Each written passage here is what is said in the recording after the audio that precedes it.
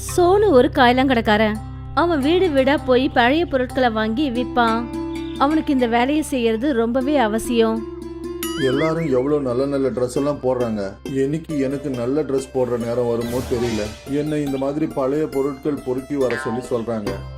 ஒரு நாள் கடையில ட்ரேல மாம்பழம் இருக்கிறத அவன் பார்த்தான். அவன் அந்த மாம்பழத்தை பார்த்த உடனே அவன் நாக்குல எச்சில் ஊற ஆரம்பிச்சிடுச்சு. அவன் அந்த மாம்பழ வியாபாரி கிட்ட போனான். அண்ணா, ஒரே ஒரு மாம்பழம் கொடுங்களேன், ரொம்ப பசிக்குது. ஒரு மாம்பழம் 20 ரூபா. எங்க பணத்தை கூட. என்கிட்ட பணம் கிடையாது. அப்ப என்கிட்டயும் மாம்பழம் கிடையாது. வா இங்க இந்த ஓடிப்பா. அந்த கடைக்காரர் அவனை அடிச்சு அங்கிருந்து துரத்தினாரு. சோனு அந்த மாம்பழத்தை ரொம்ப ஆசையோட பார்த்துக்கிட்டே அந்த இடத்த விட்டு போனான். அவன் அப்படியே அங்கிருந்து நடந்து போய் ஒரு பார்க் கிட்ட போய் சேர்ந்தான். அங்க பிரகாஷ் அப்புறம் அனில்னு சொல்லி 2 பசங்க மாம்பழம் சாப்பிட்டுக்கிட்டு இருந்தாங்க. நல்லா இருக்குல்ல? எங்க அப்பா இந்த தடவை எவ்வளவு நல்ல மாம்பழத்தை வாங்கிட்டு வந்திருக்காரு. அட ஆமாப்பா, மாம்பழத்தை பார்க்கும் போதே ரொம்ப நல்லா இருக்கு. சரி எடு, சீக்கிரமா எடுத்து சாப்பிடுவோம். இது ஒன்றும் சாதாரண மாம்பழம் கிடையாது, ரொம்ப வினோதமான மாம்பழம். அப்ப விலையும் அதிகமா இருக்குமே. ரொம்ப காஸ்ட்லிப்பா. எங்க அப்பா இந்த மாம்பழத்தை வெளியூர்ல இருந்து வர வச்சாரு. எனக்கு மாம்பழம்னா ரொம்ப பிடிக்கும் இல்லையா, அதனாலதான். எனக்கும் மாம்பழம் சாப்பிட்றதுனா ரொம்ப பிடிக்கும். இதுக்கு மேல என்னால பொறுக்க முடியாதுப்பா. சீக்கிரமா மாம்பழத்தை எடு, சாப்பிடுவோம். அனிலும் பிரகாஷும் அந்த மாம்பழத்தை எடுத்து சாப்பிட்டுட்டு இருந்தாங்க. அந்த சமயம் பார்த்து சோனு அங்க போனான். அவங்க 2 பேரும் மாம்பழம் சாப்பிட்றத பார்த்துட்டு சோனு நாக்க சுவைக்க ஆரம்பிச்சான். அட, அந்த பழைய பேப்பர்காரனை பாரு. நாம மாம்பழம் சாப்பிட்றது எப்படி முறைச்சு பாக்குறான். என்னப்பா வெச்ச கண்ணு வாங்காம பாக்குற? இது வரைக்கும் மாம்பழத்தை பார்த்ததே இல்லையா? என்ன மாம்பழம் சாப்பிடணுமா? சோனு ஆமான்னு சொல்லி தலையை அசைச்சான். அவங்க அவன் பக்கமா மாம்பழத்தை நீட்டினாங்க. சோனு அந்த மாம்பழத்தை நோக்கி முன்னாடி நடந்து வந்தப்ப அவங்க அந்த மாம்பழத்தை பின்னாடி எடுத்துக்கிட்டாங்க.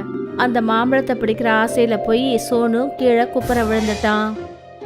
பெருசா வந்துட்டான் மாம்பழம் சாப்பிட்றதுக்கு. உனக்கு தகுதி இருக்கா என்ன? மாம்பழ கொட்டையை சாப்பிட்றது கூட உனக்கு தகுதி கிடையாது. எவ்வளவு காஸ்ட்லியான மாம்பழம். இதோட வாசத்தை பிடிக்கிறிய, அதுவே காஸ்ட்லி தெரியுமா? பிரகாஷும் அனிலும் அவனை பார்த்து சிரிச்சாங்க. சோனு ரொம்ப வேதனையோட அந்த இடத்த விட்டு புறப்பட்டு போனான். தோல்ல அந்த பழைய பொருட்கள் மூட்டையே சுமந்துக்கிட்டே போனான்.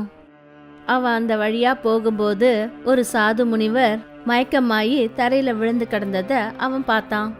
அவரை பார்த்ததும் அவன் அங்கிருந்து அவர்கிட்ட ஓடினான். ஐயா, என்னங்க ஆச்சு? எப்படி மயக்கம் போட்டு விழுந்தீங்க? இவருக்கு நான் தண்ணி கொடுக்கணுமே. சோனு அங்கிருந்து ஓடி போய் பக்கத்துல இருந்த நதியில இருந்து தண்ணி எடுத்துட்டு ஓடி வந்தான். அந்த தண்ணீரை முனிவர் முகத்துல தெளிச்சான். அப்பதான் அந்த முனிவர் கண்ணை விழிச்சாரு. சோனு தான் பக்கத்துல உட்கார்ந்துருக்கிறத பார்த்துட்டு அந்த முனிவர் சொன்னாரு, யாருப்பா நீ? இங்க என்னப்பா பண்ற? நான் எப்படி இங்க தரையில விழுந்தேன்? எனக்கு எதுவுமே ஞாபகம் இல்லப்பா. முனிவரையா, இந்த வேகாத வெயில்னால நீங்க மயக்கம் அடைஞ்சிட்டீங்க. நான் பக்கத்து நதியில இருந்து தண்ணி எடுத்துட்டு வந்து உங்க மேல தெளிச்சேன், அப்புறம் கொடுத்தேன். அதுக்கப்புறம் தான் நீங்க கண் விழிச்சிங்க. உனக்கு ரொம்ப ரொம்ப நன்றிப்பா கண்ணா. நீ என் மேல இவ்வளவு அக்கறை எடுத்துக்கிட்ட. ஐயா, இது என்னுடைய கடமைங்க ஐயா. அது சரி, நீ ஏன் இவ்வளவு சோகமா இருக்க? உன்னை யாராவது ஏதாவது சொன்னாங்களாப்பா? சோனு அந்த முனிவர்கிட்ட எல்லா விஷயத்தையும் சொன்னான். அப்புறம் அவன் மாம்பழம் சாப்பிடணுங்கிற ஆசையை அவர்கிட்ட முறையிட்டான். முனிவர் சோனு சொன்னது எல்லாத்தையும் கேட்டுக்கிட்டு அவனுக்கு ஆறுதல் சொல்லிட்டு சொன்னாரு, சோனு, நீ எனக்கு உதவி செஞ்சிருக்க. நான் உனக்கு இந்த கமண்டலத்தை கொடுக்கறேன். இதுல இருந்து மாம்பழ சாறு வரும். நீ அதை எத்தனை முறை சாய்க்கிறியோ அத்தனை முறை அதுல இருந்து மாம்பழ சாறு வரும். இனிமே நீ எவ்வளவு தடவை வேணும்னாலும் இல்ல எவ்வளவு வேணும்னாலும் மாம்பழ சாரை குடிக்கலாம். சாது சோனு கிட்ட கமண்டலத்தை கொடுத்தாரு. கமண்டலத்தை வாங்கினதும் சோனு ரொம்ப சந்தோஷப்பட்டான். அப்புறம் ஆசை தீர மாம்பழ ஜூஸை குடிச்சான். அவன் மட்டும் இல்லாம அவன் கூட இருந்த 7 பசங்க எல்லாருக்கும் மாம்பழ ஜூஸ் கொடுத்தான். அவங்களுக்கெல்லாம் மாம்பழ ஜூஸ் கிடைக்காத ஒண்ணு. ஒரு சமயம் சோனு கமண்டலத்துல இருந்து மாம்பழ ஜூஸை எடுத்து குடிச்சிட்டு இருக்கும்போது அப்புறம் அதை தன்னோட நண்பர்களுக்கும் கொடுத்தான். அப்ப அனிலும் பிரகாஷும் அதை பார்த்தாங்க. பிரகாஷ், இவன் அந்த பையன் தானே? இவனுக்கு தானே நம்ம மாம்பழம் சாப்பிட கொடுக்கவே இல்லை. இவனை கூட நம்ம அடிச்சு விரட்டணுமேப்பா. அதே பழைய பொருட்காரன் தானே? ஆமா, வந்தாது. ஆனா இவன் பழைய பேப்பர் பொறுக்கிறவனாச்சே. இவனுக்கு எப்படி இவ்வளோ காஸ்ட்லியான மாம்பழ ஜூஸ் கிடைச்சது? அதுவும் இவ்வளோ மாம்பழ ஜூஸ். ஆனா மத்தவங்களுக்கும் இவன் பகிர்ந்து கொடுத்துட்டு இருக்கான். இதை நாம கண்டுபிடிச்சே ஆகணும்பா. அனிலும் பிரகாஷும் திருட்டுத்தனமா மறைஞ்சிருந்து பார்த்தாங்க. கமண்டலத்துல இருக்கிற மாம்பழ ரகசியம் அவங்களுக்கு தெரிஞ்சு போச்சு. அப்படியா? அவங்க கிட்ட இருக்கிற மாம்பழ ஜூஸ் ரகசியம் இதுதானா? இந்த கமண்டலத்தை நாம திருடிப்போம். அப்புறம் இவன் எப்படி மாம்பழ ஜூஸ் குடிக்கிறான்னு நாமளும் பாப்போம். அனிலும் பிரகாஷும் சோனு கண்ணி வைக்கிற நேரத்துல கமண்டலத்தை திருடிட்டாங்க. அப்புறம் மலைக்கு மேல போய் ஒளிஞ்சுக்கிட்டாங்க. அங்க போய் அவங்க 2 பேருக்குள்ள சண்டை வந்துடுச்சு. அதாவது அதுல இருக்கிற மாம்பழ ஜூஸை யார் முதல்ல எடுக்கிறதுன்னு. குடு பிரகாஷ், அந்த கமண்டலத்தை கூட மாம்பழ ஜூஸ் எடுத்து குடிப்போம்.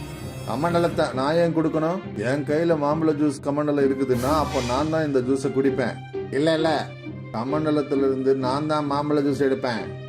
எங்க தைரியம் இருந்தா என்கிட்ட வந்து வாங்கிப்பாரு. மாம்பழ ஜூஸ் இருக்கிற கமண்டலம் இப்ப என் கையில இருக்கு. அப்புறம் கமண்டலத்தை திருடுறதுக்கு நான் தான் கஷ்டப்பட்டேன். அதனால இதுல இருக்கிற மாம்பழ ஜூஸ் எனக்கு சொந்தம். பிரகாஷும் அனிலும் அந்த கமண்டலத்துக்காக சண்டை போட்டுக்கிட்டு இருந்தாங்க. அப்போ அவங்க கையில இருந்த கமண்டலம் கீழே விழுந்துடுச்சு. அப்புறம் மாம்பழ ஜூஸ் வெளியில கொட்ட ஆரம்பிச்சிடுச்சு. எத்தனை முறை அந்த கமண்டலம் அந்த மலையில இடிப்படுதோ அத்தனை முறை மாம்பழ ஜூஸ் அது உள்ள இருந்து வெளியே வந்தது. அதனால அங்க ஒரு பெரிய வெள்ளமே வந்துடுச்சு. நான் தான் சொன்னேன்ல கமண்டலத்தை என்கிட்ட கொடுக்க சொல்லி. நான் இதுல இருந்து மாம்பழ ஜூஸை நல்லபடியா எடுத்திருந்திருப்பேன். ஆனா நீ என்னடா நான் சொல்றத கேட்கவே இல்லை. அப்புறம் இது எத்தனை முறை மழையில இடிப்படுதோ அப்புறம் அத்தனை முறை மாம்பழ ஜூஸ் அதிகமா வந்துகிட்டே இருக்கு. இப்படியே வந்துட்டு இருந்ததுன்னா மாம்பழ ஜூஸ் வெள்ளமே வந்துடும். எனக்கு என்ன தெரியும் இதோட மாயம் வெள்ளம் வர அளவுக்கு பெருசா இருக்கும்னு. கொஞ்ச நேரத்துல மொத்த காலனியும் மாம்பழ ஜூஸ் வெள்ளத்துல முழுகி போயிடுச்சு. எல்லாரும் அந்த மாம்பழ ஜூஸ்ல நீந்தி போயிட்டு இருந்தாங்க. எல்லாரு வீட்டுக்குள்ளேயும் மாம்பழ ஜூஸ் நுழைஞ்சிடுச்சு. அப்புறம் சோனுக்கு இந்த மாம்பழ ஜூஸ் வெள்ளத்தை பத்தி தெரிஞ்ச உடனே அவன் உடனே அந்த கமண்டலத்தை தேடி போக ஆரம்பிச்சான். அந்த வெள்ளத்துல மிதந்துட்டு இருந்த அந்த கமண்டலத்துக்கிட்ட அவன் போய் சேர்ந்துட்டான். இந்த மாம்பழ ஜூஸ் கமண்டலத்தினால பெரிய வெள்ளமே வந்துடுச்சு. இந்த வெள்ளத்தை நான் எப்படியாவது சரி பண்ணி ஆகணும், இல்லைன்னா எல்லாமே முழுகி போயிடும். சோனு அந்த கமண்டலத்தை தன்னோட கையில ஏந்திக்கிட்டான். அப்புறம் கமண்டலத்துக்கிட்ட சொன்னா, கமண்டலமே இந்த மாம்பழ ஜூஸை உனக்குள்ள அடக்கி வச்சுக்க. இந்த மாதிரி மாம்பழ ஜூஸை நீ வெளியே செலுத்திக்கிட்டே இருந்தீன்னா அப்புறம் இந்த உலகமே மாம்பழ ஜூஸ்குள்ள முழுகி போயிடும். உன்கிட்ட வேண்டி கேட்டுக்கிறேன், இந்த மாம்பழ ஜூஸ் மொத்தத்தையும் ஒண்ணுக்குள்ளேயே அடக்கி வச்சுக்க. அந்த கமண்டலம் தனக்குள்ள எல்லா மாம்பழ ஜூஸையும் எடுத்துக்கிச்சு. அப்புறம் எல்லாமே மறுபடியும் பழைய மாதிரி மாறிடுச்சு. அப்புறம் சோனு அந்த கமண்டலத்தை எடுத்துக்கிட்டு அதே முனிவரை பார்க்கறதுக்காக போனான். ஐயா முனிவரையா, இனிமே இந்த கமண்டலத்துக்கான அவசியம் கிடையாது. இந்த கமண்டலத்தினால மாம்பழ ஜூஸ் வெள்ளமே வந்துருச்சு. நான் கேட்டது கொஞ்சம் மாம்பழ ஜூஸ் தான். இந்த கமண்டல மாம்பழ ஜூஸ்னால எந்த பிரச்சனையும் வரக்கூடாதுன்னு நினைக்கிறேன். சரி, அப்போ உனக்கு என்ன வேணும் அதை சொல்லு. முனிவரையா, நான் இந்த கமண்டலத்தை உங்களுக்கு திருப்பி கொடுக்க வந்தேன். நீங்க இந்த மாம்பழ ஜூஸ் கமண்டலத்தை திருப்பி வாங்கிக்கங்க. இதனால திரும்பவும் எந்த பிரச்சனையும் வரக்கூடாது. சரிப்பா, இந்த கமண்டலத்தை நான் உங்ககிட்ட இருந்து திரும்ப வாங்கிக்கிறேன்.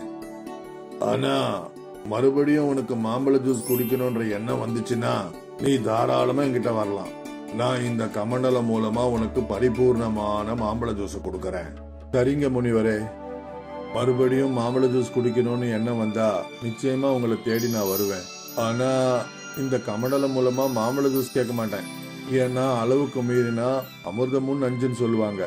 எதுக்குமே ஆசைப்பட்டா ஒரு நாள் இல்லைனாலும் ஒரு நாள் நாம பிரச்சனையில மாட்டிக்குவோம். இருக்கிறத வச்சு நாம சந்தோஷமா வாழ கத்துக்கணும். நீ ரொம்ப சரியா சொன்னப்பா. பேராசைன்றது ரொம்பவே மோசமானது. பேராசை ஏற்பட்டதுனாலதான் அனிலும் பிரகாஷும் இந்த கமண்டலத்தை திருடினானுங்க. அது பெரிய பிரச்சனையில கொண்டு போய் விட்டுடுச்சு. சோனு முனிவரை வணங்கிட்டு அந்த இடத்த விட்டு புறப்பட்டு போனான். அப்புறம் தன்னுடைய பழைய பொருட்களை வாங்குற வேலையை அவன் ஆரம்பிச்சிட்டான். இப்போ அவனுக்கு ஏதாவது சாப்பிடணுங்கிற ஆசை வந்துடுச்சுன்னா அவன் அந்த முனிவரை பார்க்கறதுக்காக போயிடுவான். அவரும் தன்னோட அற்புத சக்தினால அவன் கேட்கறத எல்லாத்தையும் கொடுப்பாரு. ஆனா அவன் எப்பவுமே பேராசைப்பட்டதே கிடையாது. ஏன்னா பேராசையோட விளைவு என்னன்னு அவன் அனுபவிச்சிட்டான். அதே சமயம் அனிலும் பிரகாஷும் நல்ல பாடத்தை கத்துக்கிட்டாங்க. இப்போ அவங்க எந்த ஏழைகளையும் கஷ்டப்படுத்துறதே கிடையாது. அப்புறம் எப்பவும் பேராசைப்பட்டது கிடையாது. ஸ்ரீதர் ஒரு இளநீர் விக்கிறவன். அவன் ரோடு ரோடா சுத்தி இளநீர் வித்துட்டு இருப்பான். இளநீ வாங்கிக்கங்க, இளநீ இளநீ. இளநீர் வித்து கிடைக்கிற வருமானத்தை அவன் 2 பாதியா பிரிச்சு வச்சுப்பான். அதுக்கப்புறம் வீட்டுக்கு போயிட்டான். வீட்டுக்கு போனதுக்கு அப்புறம் அவன் இருக்கிற பணம் எல்லாம் அவன் பொண்டாட்டி கையில கொடுத்து வச்சான். இது வீட்டு செலவுக்கு, இது கார்த்திக் காலேஜ் ஃபீஸ். நல்ல விஷயங்க, நான் இந்த காலேஜுக்கான பணத்தை தனியா எடுத்து வச்சிடுறேன். சரி. மீனா அந்த பணத்தை எடுத்துட்டு போய் உண்டியல்ல போட்டு சேர்த்து வைப்பா. சரி, இப்போ உங்க உடம்பு எப்படி இருக்கு? நேத்துக்கு ராத்திரி உங்களுக்கு முடியாம இருந்ததுல்ல? வயிறு வலி எனக்கு சரியாயிடுச்சு பாத்தியா. இப்போ நான் ரொம்ப நல்லா இருக்கேன். நல்ல விஷயங்க. வர மாசத்துல சிவாக்கு காலேஜ் ஃபீஸ் கட்ட வேண்டியது இருக்கு. அதுக்காக நான் கொஞ்சம் காசு சேர்த்து வைக்கணும். நீங்க கவலைப்படாதீங்க, எல்லாமே சரியாயிடும். ஆனா நீங்க உங்க உடம்ப பாத்துக்கோங்க. கொஞ்ச நாளாவே உங்க உடம்பு சரியில்லாம தான் இருக்கு. நீ ஒண்ணு மீரா, எனக்கு இன்னும் வயசு இருக்கு. அப்பப்போ இந்த மாதிரி உடம்பு சரியில்லாம போறது சகஜம் தானே. அதுவும் சரிதான். ஆனா வயசாகும் போது மனுஷங்க அவங்க உடல்நிலையையும் பாத்துக்கணும்ல. சரிதானே நான் சொல்றது? என்னுடைய உடம்பு கவனிச்சுக்கிறதுக்கு தான் நீ இருக்கிறியே. இப்படி பேசலாம் உங்ககிட்ட தான் கத்துக்கணும். அப்போதான் கார்த்திக் வீட்டுக்குள்ள வந்தான். அப்பா தம்பி, இன்னைக்கு நாள் எப்படி போச்சு? ரொம்ப நல்லா போச்சுப்பா. எங்க டீச்சர் ரொம்ப நல்லவங்க, எப்பவும் சிரிச்சுக்கிட்டே இருப்பாங்க. இன்னைக்கு ஃபுல்லா காமெடியா இருந்தது. நீ எல்லாத்தையும் மனப்பூர்வமா படிச்சீன்னா ஒரு நாள் ரொம்ப பெரிய ஆளா வருவப்பா. சரி அப்பா. நீங்க தான் அவன் படிப்புக்காக இவ்வளவு பணம் சேர்த்து வைக்கிறீங்கல்ல, அதனால அவன் கண்டிப்பா நல்லா படிப்பாங்க. கடவுள் உனக்கு நல்ல அறிவு கொடுக்கட்டும். லீனாவும் ஸ்ரீதரும் அவங்களோட பையனுக்கு நல்லபடியா அட்வைஸ் பண்ணாங்க. நீ நல்லா படிச்சா உன்னோட எதிர்காலம் ரொம்ப நல்லா இருக்கும்னு சொல்லிக்கிட்டு இருந்தாங்க. ஆனா அவங்களுக்கு எங்க தெரியும் அவங்களோட சந்தோஷமான இந்த வாழ்க்கையில ஒரு இடி வந்து விழ போகுதுன்னு. ராத்திரி எல்லாரும் தூங்கிக்கிட்டு இருக்கும்போது ஸ்ரீதர் திடீர்னு நல்லா இரும ஆரம்பிச்சாரு.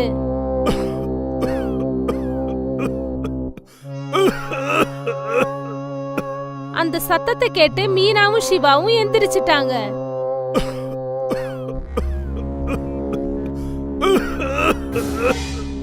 ஸ்ரீதர் எப்படி இருமுனார்னா அவரால மூச்சு கூட விட முடியல.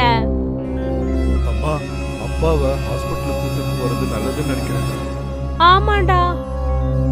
சிவா ஆட்டோ கூட்டிட்டு வந்தான். மீனாவும் சிவாவும் ஸ்ரீதரை ஹாஸ்பிடல் கூட்டிக்கிட்டு போனாங்க. அங்க டாக்டர் ஸ்ரீதருக்கு ட்ரீட்மெண்ட் பண்ணாரு. அப்புறம் ஸ்ரீதருக்கு ஒரு இன்ஜெக்ஷன் போட்டாரு. அப்புறம் கொஞ்ச நேரத்திலே ஸ்ரீதர் தூங்கிட்டாரு. அப்பாக்கு என்னாச்சு டாக்டர்? இப்போ ஒன்னும் என்னால சொல்ல முடியாது. நான் டெஸ்ட் பண்ணி பார்த்து சொல்றேன். நாளைக்கு காத்தால டெஸ்ட் எல்லாம் வந்ததுக்கு அப்புறம் அத பார்த்து என்ன நடந்ததுன்னு சொல்றேன். சரிங்க. சிவாவும் மீனாவும் அப்பாவுக்கு ஒன்னும் ஆகலன்னு நினைச்சு சந்தோஷப்பட்டாங்க. அவர் எப்படியோ பழிச்சுக்கிட்டாரு. அப்புறம் அவரு நிம்மதியா தூங்கிக்கிட்டு இருந்தாரு. அப்புறம் டாக்டர் ஸ்ரீதருக்கு கொஞ்சம் டெஸ்ட் எல்லாம் எடுத்தாரு. அவரோட தொண்டையில டார்ச் அடிச்சு பார்த்தாரு. அதுக்கப்புறம் டாக்டர் சிவாவையும் மீனாவையும் தன்னோட கேபினுக்கு வர சொல்லி கூப்பிட்டாரு. உங்க கணவருக்கு த்ரோட் கேன்சர் வந்திருக்கு. ஆனா எப்படி? அவரு பான், பீடி, சிகரெட் எதுவுமே யூஸ் பண்ண மாட்டாரே. எப்படின்னு என்னாலயும் சொல்ல முடியாது.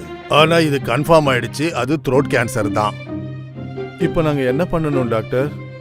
சீக்கிரமா அவருக்கு டேப்லெட் கொடுக்க ஆரம்பிக்கணும். கொஞ்ச நாள் அவர் வீட்லயே ரெஸ்ட் எடுத்தாருன்னா அதுக்கப்புறம் அவரு பெட்டரா ஃபீல் பண்ணுவாரு.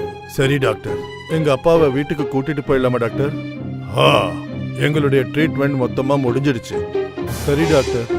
சிவாவும் மீனாவும் ஸ்ரீதரை வீட்டுக்கு கூட்டிட்டு வந்தாங்க. ஸ்ரீதர் இத நினைச்சு வருத்தப்பட்டுக்கிட்டே இருந்தாரு. நம்ம மருந்துக்கான செலவு எங்க இருந்து வாங்குறதுன்னு. அப்பா, கொஞ்ச நாளைக்கு நான் போய் இளநீ விக்கிறேன்ப்பா. அப்போ உன்னுடைய படிப்பு, அத பத்தி கவலைப்படாதீங்கப்பா. இளநீ விக்கிறதோட சேர்த்து நான் படிச்சுக்கிறேன்ப்பா. இதோ இதுவும் சரியா இருக்குங்க. சரி. அடுத்த நாள் காலையில சிவா ரோட்ல இளநீர் விக்கிற தள்ளு வண்டி தள்ளிக்கிட்டு போனான். இளநீ வாங்கிக்கங்க, இளநீ. கொஞ்சம் பேரு சிவா கிட்ட இருந்து இளநீர் வாங்கி குடிச்சாங்க.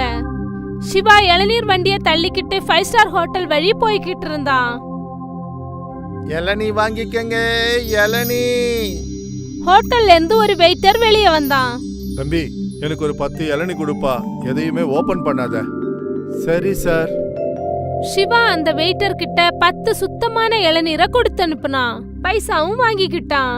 சிவா ஒன்னா 10 இளநீ வித்ததை நினைச்சு ரொம்ப சந்தோஷப்பட்டான். அடுத்த நாளும் சிவா இளநீர் விற்கும் போது 5 ஸ்டார் ஹோட்டல் பக்கமா போய்கிட்டு இருந்தான். அவன் வர சத்தம் கேட்டதும் வெயிட்டர் அங்க வந்துட்டான். இன்னைக்கு 20 இளநீ கொடு தம்பி.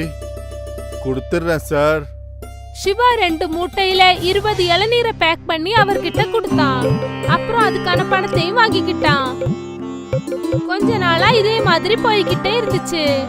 அப்புறம் ஒரு நாள் சிவா வெயிட்டர் கிட்ட என்ன கேட்டானா, சார் இந்த இளநிய கொண்டு போய் நீங்க என்னதான் பண்றீங்க?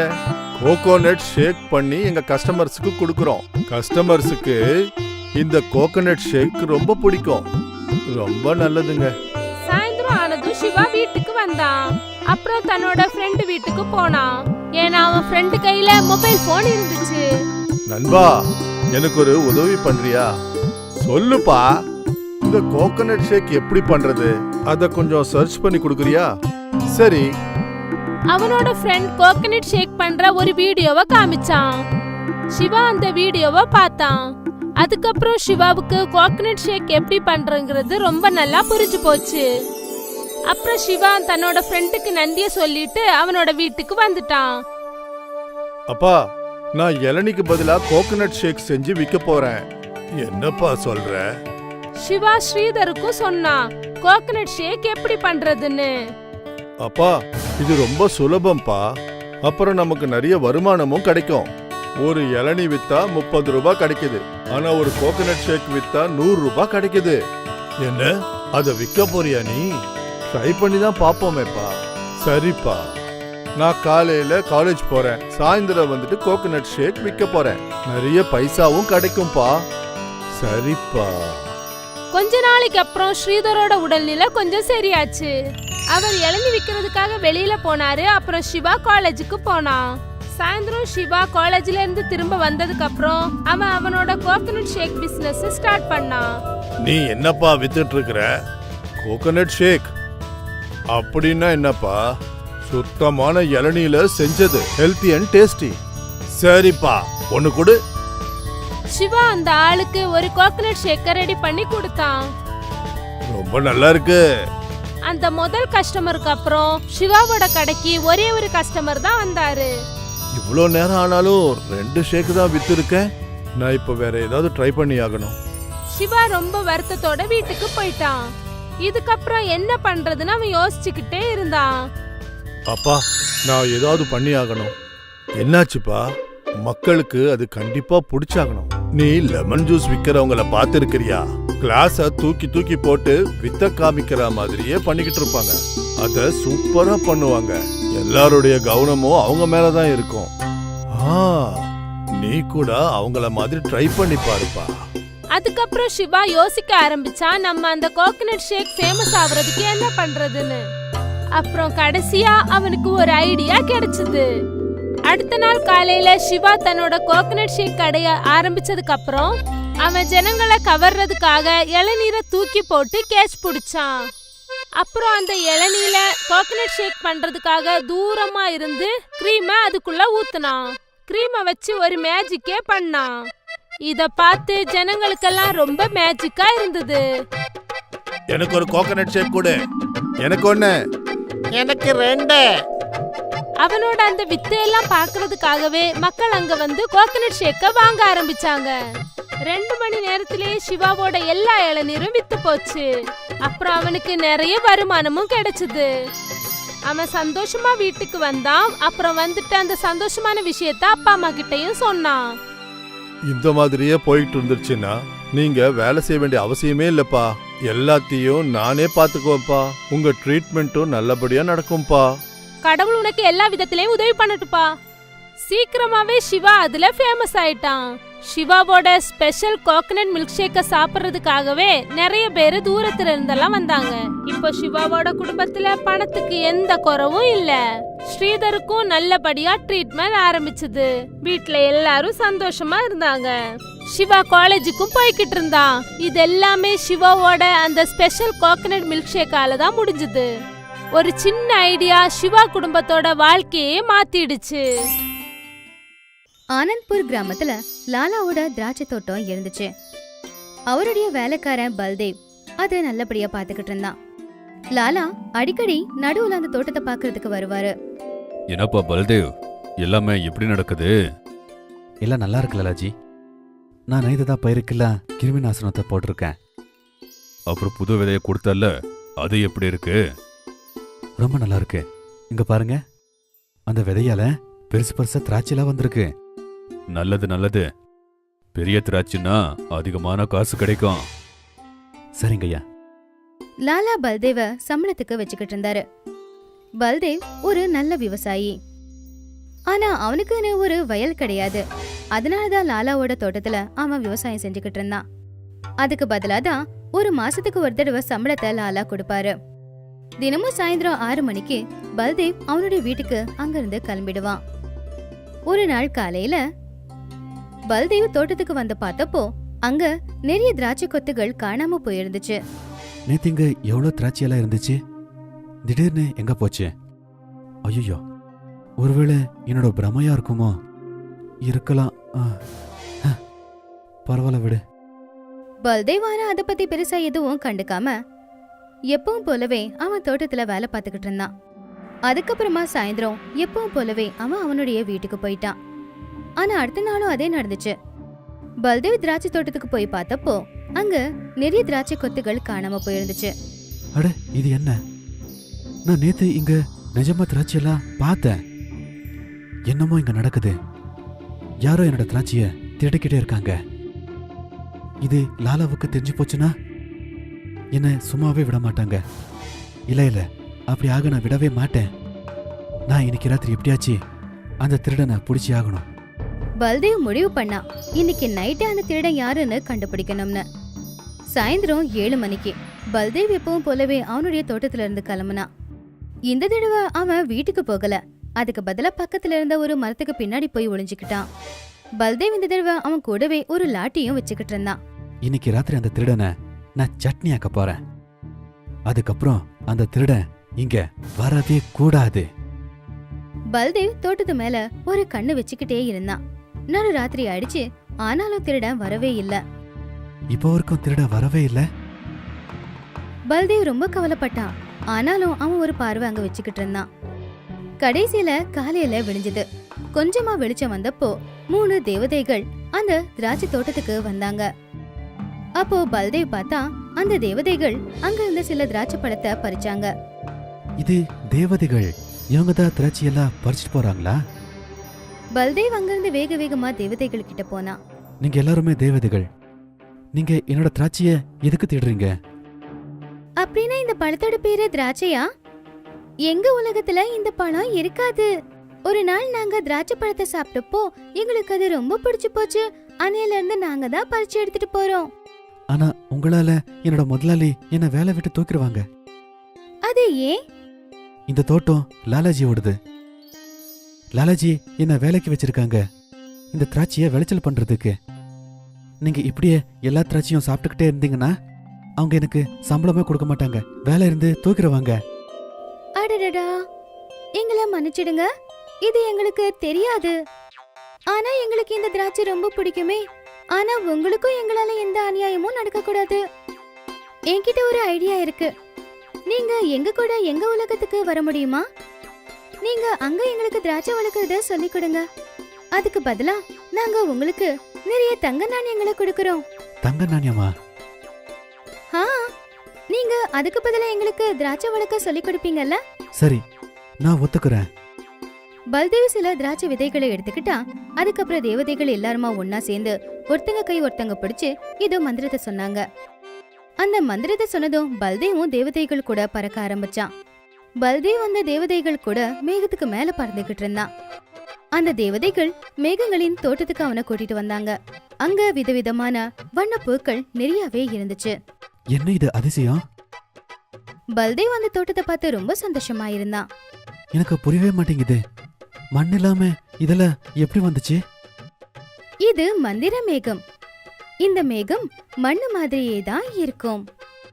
இதுல எந்த விதைகளை போட்டாலும் அது மண்ணுல முளைக்கிற மாதிரியே முளைக்கும். அப்ப பல்தேவ் அந்த மேகத்துல சில திராட்சை விதைகளை தூவினான். அத அப்படி போட்ட உடனே அப்போ உடனே அங்க திராட்சை செடிகள் வந்துச்சு. பூமியில கூட இதே மாதிரி திராட்சைய விளைய வச்சா எப்படி இருக்கும்? திராட்சை செடிக்கு நாம தினமும் தண்ணி ஊத்தணும். அது மட்டும் இல்லாம பூச்சியெல்லாம் வராம அது நல்லபடியா பாத்துக்கணும். ஒரு தேவதை மந்திரத்தை சொன்னதுமே அந்த செடிக்கு பக்கத்துலயே ஒரு மேகம் வந்துச்சு. இப்ப இந்த மேகம் தினமும் செடிகளுக்கு தண்ணிய ஊத்தும். பூமியில செடிகளுக்கு புழு பூச்சி பிடிக்கும்ல, ஆனா இங்க முடியாது. ஏன்னா இங்கதான் மண்ணு இல்லல. நான் அத மறந்துட்டேன். இப்போ நாங்க என்ன பண்ணணும்? ஒண்ணும் இல்ல, நேரத்துக்கு இதுல தண்ணி ஊத்துனா இந்த செடி தானாவே வளர்ந்துரும். பல்தேவ் இத சொல்லிக்கிட்டு இருந்தான். அப்போ பக்கத்துல இருந்த ஒரு மரத்துல ஒரு திராட்சை கொத்து வந்துச்சு. அத பார்த்து தேவதைகள் சந்தோஷப்பட்டாங்க. அங்க பாருங்க, அங்க திராட்சை வந்திருக்கு. இனி நாம பூமிக்கு போக வேண்டிய அவசியமே இல்ல. சுவையான திராட்சை பழங்கள் நாங்க எங்க தோட்டத்திலேயே வளர்த்திருக்கோம். உண்மையிலேயே உங்களுக்கு ரொம்ப ரொம்ப நன்றி. பரவாயில்ல. தேவதைகள் மறுபடியும் மந்திரத்தை சொன்னாங்க. பல்தேவ் கையில ஒரு பெரிய பானை வந்துச்சு. அந்த பானை முழுக்க தங்க காசுகள் இருந்துச்சு. அவ்வளவு தங்கத்தையும் ஒரேடியா பார்த்த போது பல்தேவ் உண்மையிலேயே ரொம்பவும் ஷாக்கானா. எங்களுக்கு நீங்க தேவைப்பட்டா மறுபடியும் நாங்க உங்களை பார்க்க வரோம். கண்டிப்பா வாங்க. தேவதைகள் மந்திரத்தை சொன்னதுமே பல்தேவ் அந்த உலகத்துல இருந்து மறைஞ்சு போனான். அவன் மறுபடியும் அந்த திராட்சை தோட்டத்துக்கு வந்துட்டான். இப்ப அவன் கையில அந்த பானையும் இருந்துச்சு. பல்தேவ் அந்த பானையை எடுத்துக்கிட்டு அவனுடைய வீட்டுக்கு போனான். இவ்வளவு தங்க காசுகளா? இது உங்களுக்கு எங்க இருந்து கிடைச்சது? மேகத்துல விவசாயம் பார்த்ததுக்கு தேவதைகள் கொடுத்தாங்க. தேவதைகளா? பல்தேவ் அவனுடைய மனைவி கிட்ட நடந்த எல்லாத்தையுமே சொன்னான். நீங்க சொல்றதுல எனக்கு நம்பிக்கையே வர மாட்டேங்குது. முதல்ல என்னன்னா நாம பணக்கார ஆயிட்டோம். இன்னொன்னு, மேகத்திலயும் விவசாயம் செய்ய முடியுமா? நீ நம்பினாலும் நம்பாவிட்டாலும் நான் சொல்றதுதான் உண்மை.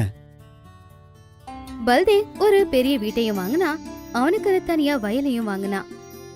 அந்த இடத்துல அவனும் திராட்சை தோட்டத்தை வளர்க்க ஆரம்பிச்சான். அவனுக்கு இப்போ பணத்தை பத்தி எந்த கவலையும் இல்ல. தேவதைகள் அவனுக்கு உதவி செஞ்சாங்க. மேகத்துல விவசாயம் செஞ்சதுல அவனுடைய அதிர்ஷ்டமே மாறிடுச்சு.